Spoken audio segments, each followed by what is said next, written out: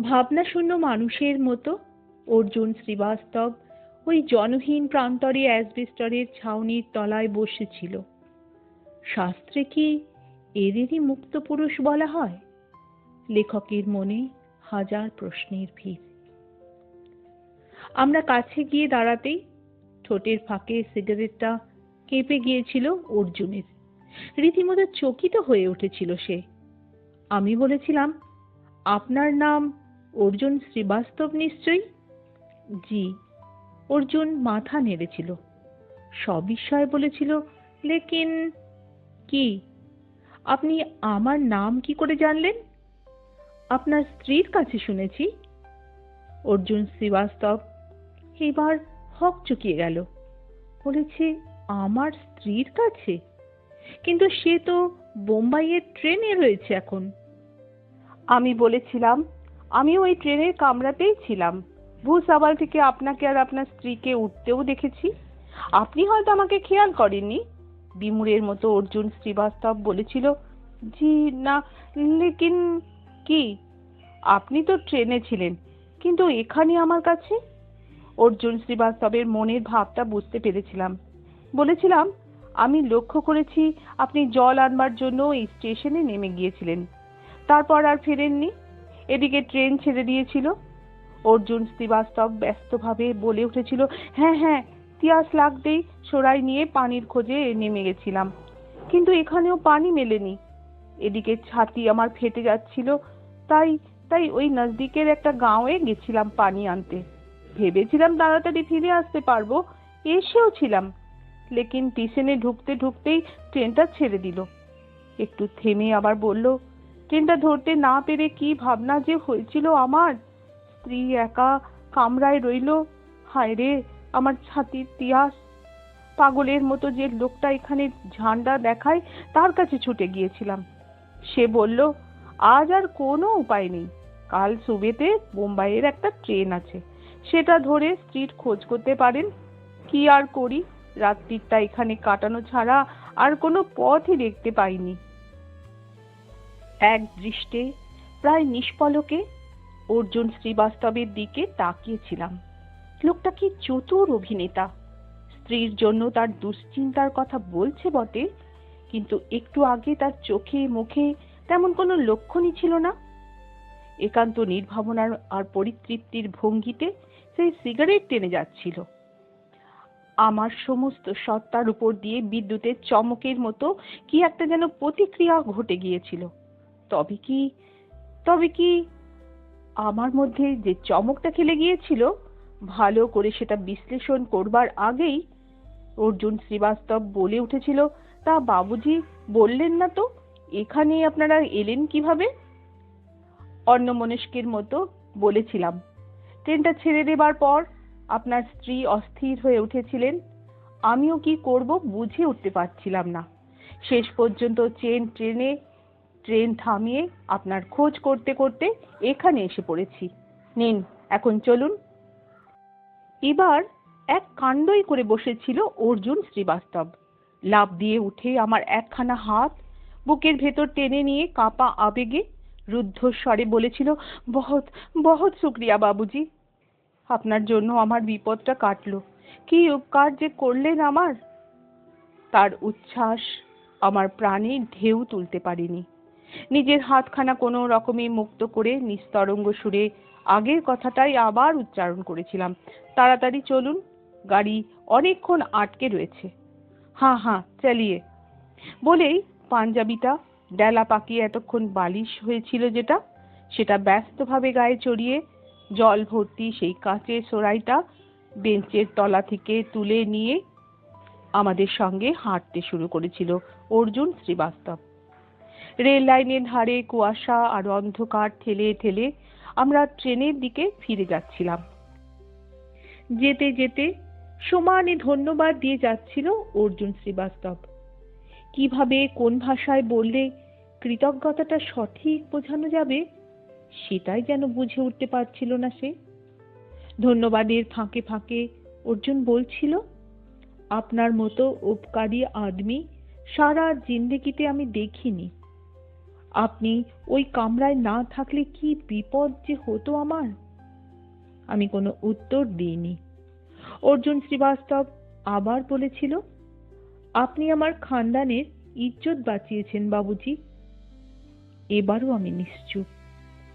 অর্জুন শ্রীবাস্তব বলেই যাচ্ছিল, নৈনির কাছে আমাদের প্রকাণ্ড হাভেলি আছে, আমরা ওখানকার জমিনদার। স্ত্রীকে যদি ফিরে না পেতাম, জমিনদারিতে আমার শির নিচু হয়ে যেত বাবুজি। তাছাড়া, এতক্ষণে আমি মুখ খুললাম, তাছাড়া কি? আজ আমাদের সমাজে বড় বেশি আব্রু। হাভেলি থেকে কদাচিৎ মেয়েরা বাইরে বেরোতে পারে। অর্জুন শ্রীবাস্তব বলেই যাচ্ছিল, আমার স্ত্রীকে আজ না পেলে ভারী মুশকিল হতো। কিরকম? নিজের অজ্ঞাতসারেই প্রশ্নটা করে বসেছিলাম। আমার স্ত্রী কোনোদিন হাভেলি থেকে বাইরে বের হয়নি।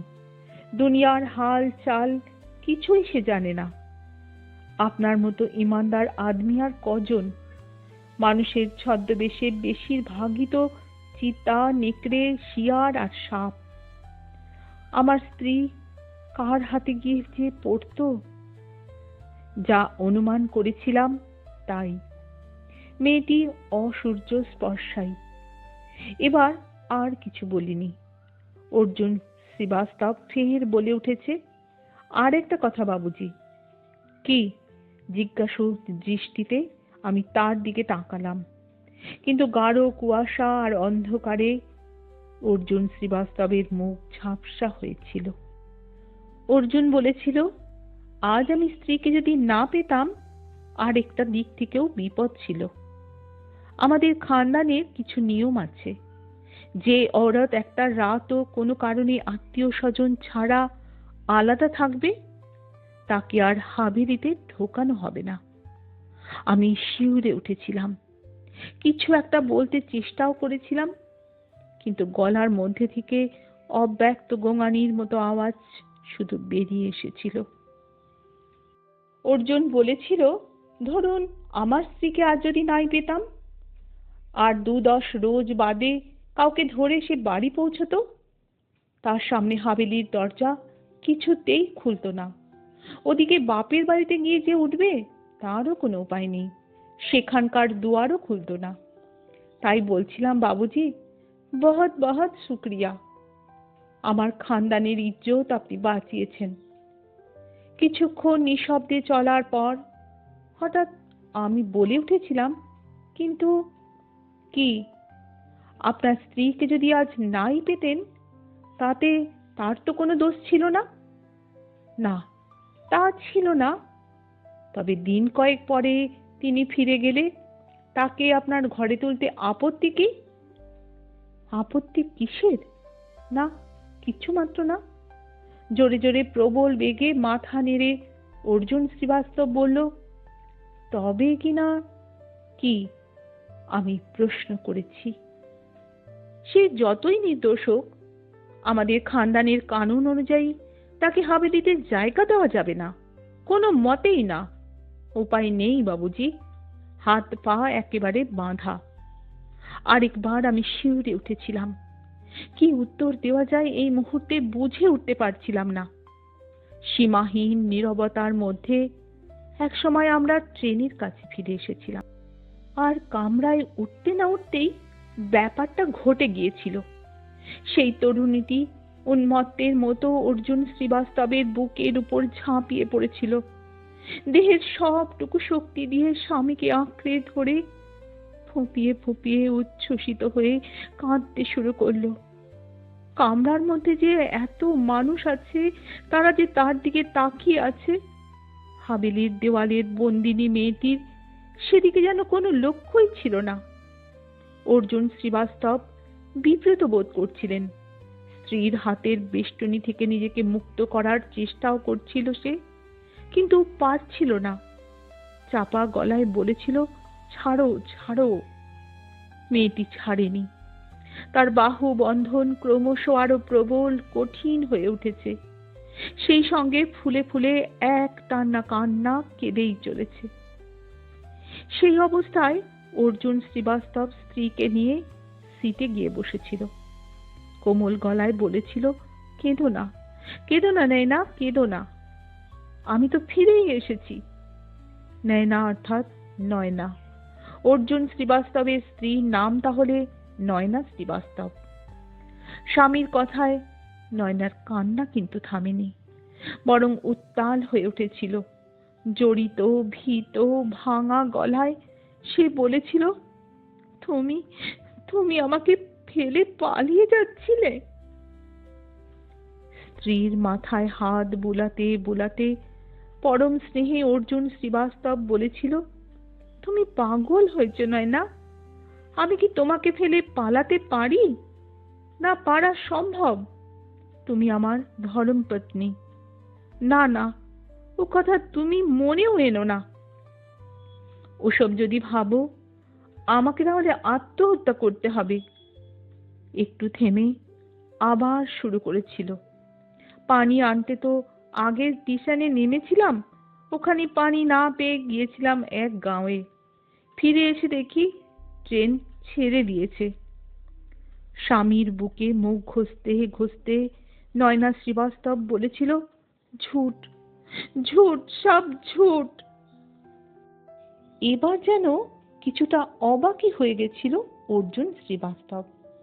নিজের বুক থেকে স্ত্রীর মুখটা তুলে ধরে বলেছিল, কি ঝুট বলো, কি ঝুট? নয়না নীরব ছিল। এরপর কি হয়েছিল? অর্জুন শ্রীবাস্তব কেনই বা স্ত্রীকে ট্রেনের কামরায় একা ফেলে নেমে গেছিল একটি ফাঁকা স্টেশনে? জানতে হলে আগামীকালের অন্তিম পর্ব শুনতে হবে। ততক্ষণ বন্ধুরা শুনতে থাকো আমার গল্প পাঠের আজকের দ্বিতীয় পর্ব। সবাইকে অনেক অনেক অনেক ভালোবাসা।